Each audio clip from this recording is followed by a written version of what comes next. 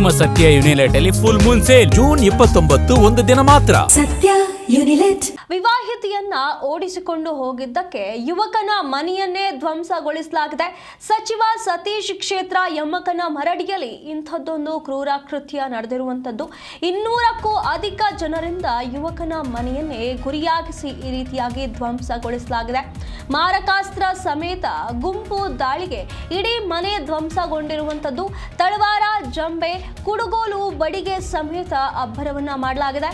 ಬೆಳಗಾವಿಯ ಬರಮ್ಯಾನಟ್ಟಿಯಲ್ಲಿ ಈ ಒಂದು ಗ್ರಾಮದಲ್ಲಿ ನಡೆದಿರುವಂತಹ ಹೇಯ ದುಷ್ಕೃತ್ಯ ಇದು. ವಿವಾಹಿತೆಯೊಬ್ಬಳನ್ನ ಯುವಕನೊಬ್ಬ ಓಡಿಸಿಕೊಂಡು ಹೋಗಿರುವಂತಹ ಕಾರಣದಿಂದಾಗಿ ಯುವತಿಯ ಮನೆಯವರು ಆಕ್ರೋಶಗೊಂಡಿದ್ದಾರೆ. ಹಾಗಾಗಿ ಯುವಕನ ಮನೆಯ ಮೇಲೆ ಈ ರೀತಿಯಾಗಿ ದಾಳಿಯನ್ನ ನಡೆಸಿ ಮನೆಯನ್ನ ಧ್ವಂಸಗೊಳಿಸಿರುವಂಥದ್ದು. 200ಕ್ಕೂ ಅಧಿಕ ಜನರು ಯುವಕನ ಮನೆಗೆ ಗುರಿಯಾಗಿಸಿ ಮನೆಯನ್ನ ಧ್ವಂಸಗೊಳಿಸಿರುವಂಥದ್ದು.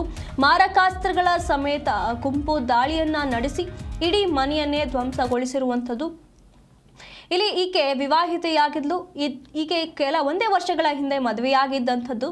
ಈಗ ಈ ಒಂದು ಕೆಲಸ ಮಾಡುವ ಸ್ಥಳದಲ್ಲಿ ಯುವಕನೊಬ್ಬನನ್ನ ಪರಿಚಯ ಮಾಡಿಕೊಂಡಿದ್ದಾಳೆ. ಸಲಿಗೆಯಿಂದ ಇಬ್ಬರು ಈ ರೀತಿಯಾಗಿ ಓಡಿ ಹೋಗಿದ್ದಾರೆ ಅನ್ನುವಂಥ ಮಾಹಿತಿ ಬರ್ತಾ ಇರುವಂಥದ್ದು.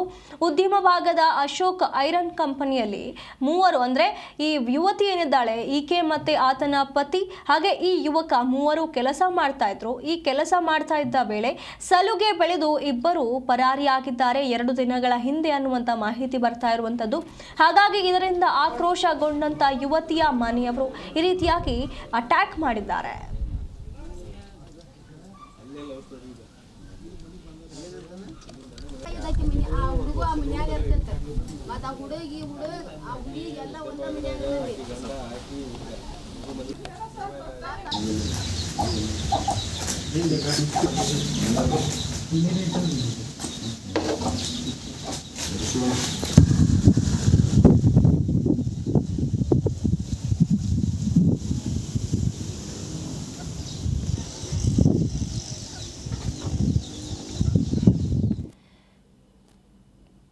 ಯುವಕ ಮತ್ತು ಯುವತಿ ಇಬ್ಬರು ಕೂಡ ಕೆಲ ದಿನಗಳು ಅಂದರೆ 2 ದಿನಗಳ ಹಿಂದೆ ಈ ರೀತಿಯಾಗಿ ಪರಾರಿಯಾಗಿರುವಂತಹ ಕಾರಣ ಈ ಒಂದು ಧ್ವಂಸ ನಡೆದಿರುವಂಥದ್ದು. ಯುವಕನ ಕುಟುಂಬಸ್ಥರ ಹತ್ಯೆಗೆ ದುಷ್ಕರ್ಮಿಗಳು ಯತ್ನಿಸಿದ್ದಾರೆ. ವಿವಾಹಿತೆಯ ಪೋಷಕರು, ಪತಿಯ ಪೋಷಕರು ಈ ರೀತಿಯಾಗಿ ದಾಳಿಯನ್ನ ನಡೆಸಿರುವಂಥದ್ದು.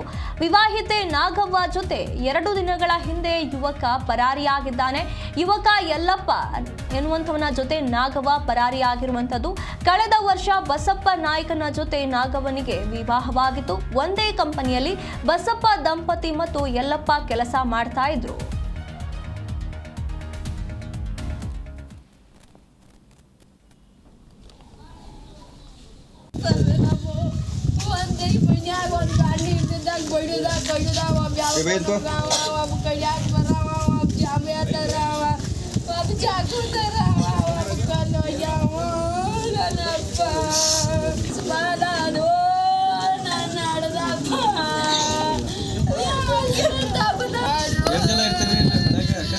ನಾವು ಆಗ ಬಂದು ಹುಡ್ಕೊಂಡ್ ತೊಗೊಂಡ್ ನಿಂತೀನಿ ಸರ್. ನಾ ಆ ಕಡೆಯಿಂದ ಬಂದ್ರ ಸರ್.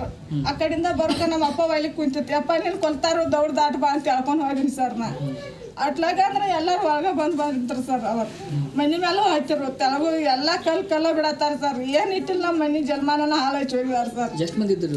ಅವ್ರು ಇಷ್ಟ ಅಂತ ಹೇಳಿ ಸರ್. ನಾವು ಒಬ್ರ ಇಬ್ರಾರ ನೋಡ್ಕೊಂಡು ಹೇಳಿವಿ ಸರ್. ಅಷ್ಟು ಮಂದಿನೆಲ್ಲ ಎಲ್ಲಿ ಲೆಕ್ಕ ಇಟ್ಟು ಹೇಳಿ ಸರ್. ನಾವು ನಮ್ಮ ಮನ್ಯಾಗ ನಮ್ಮ ಅಪ್ಪ, ನಮ್ಮವ್ವ, ನಮ್ಮ ತಮ್ಮ ಒಬ್ಬ ಸರ್, ನಮ್ಮ ತಂಗಿ ಒಬ್ಬಾಗಿ ಸರ್, ನಾನೊಬ್ಬಾಗಿ ಸರ್. ಆಗ ಬಂದು ಹೊರಗೆ ನಿಂತರು ಸರ್. ನಾ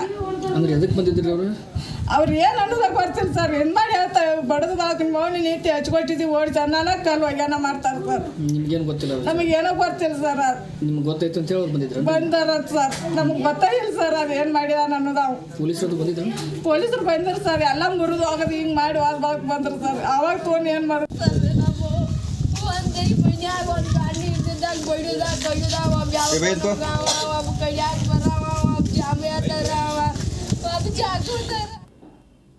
ಈ ಬಗ್ಗೆ ಹೆಚ್ಚಿನ ಮಾಹಿತಿಯನ್ನು ನಮ್ಮ ಪ್ರತಿನಿಧಿ ಸುನಿಲ್ ನೀಡ್ತಾ ಹೋಗ್ತಾರೆ. ಸುನಿಲ್, ಈ ಒಂದು ಪ್ರಕರಣ ನಡೆದಿದ್ದು ಯಾವಾಗ, ಏನಿದು ಪ್ರಕರಣ, ಏನ್ ಕತೆ ಅಂತ? ಜಿಲ್ಲೆಯಲ್ಲಿ ಕಾನೂನು ಸುವ್ಯವಸ್ಥೆ ಸಂಪೂರ್ಣವಾಗಿ ಹದಗೆಟ್ಟಿದೆ ಅನ್ನೋ ಅನುಮಾನ ಮೂಡುವಂತೆ ಈ ಘಟನೆ ನಡೆದಿದೆ. ಸಚಿವ ಸತೀಶ್ ಜಾರಕಿಹೊಳಿ ಅವರ ಪ್ರತಿನಿಧಿಸುವ ಯಮಕನಮಡಿ ವಿಧಾನಸಭಾ ಕ್ಷೇತ್ರದ ವ್ಯಾಪ್ತಿಯಲ್ಲಿ ಬರಮಾನಟ್ಟಿ ಎಂಬ ಗ್ರಾಮದಲ್ಲಿ ಈ ಹೇ ಕೃತ್ಯ ನಡೆದಿರುವಂತದ್ದು. ವಿವಾಹಿತ ಮಹಿಳೆಯನ್ನು ಯುವಕನೊಬ್ಬ ಕರೆದೊಯ್ದಾನೋ ಅನ್ನೋ ಕಾರಣಕ್ಕೆ ಮಾರಕಾಸ್ತ್ರಗಳನ್ನು ಹಿಡಿದುಕೊಂಡು ಬಂದ ಸುಮಾರು 200ಕ್ಕೂ ಹೆಚ್ಚು ಜನರ ಗುಂಪು ಯುವಕನ ಮನೆ ಮೇಲೆ ಮುಗಿಬಿದ್ದಿದೆ.